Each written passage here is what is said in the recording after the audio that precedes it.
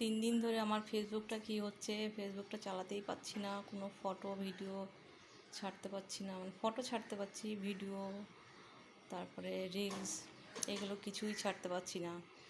আর শুধু দেখাচ্ছে 24 ঘন্টা 24 ঘন্টা, কি রেস্ট্রিকেট করে দিয়েছে। কেউ কি বলতে পারবে যে আমার কি প্রবলেম হয়েছে ফেসবুকে?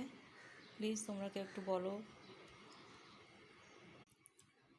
আজ 3 দিন ধরে আমি ফেসবুকে কিচ্ছু ছাড়তে পারছি না, না রিলসের ভিডিও না এমনি ভিডিও, কোনো ভিডিও ঢুকছে না।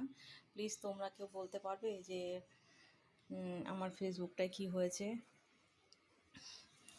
প্লিজ একবার বলো তোমরা যে কী করলে ফেসবুকটা আবার ঠিক হবে।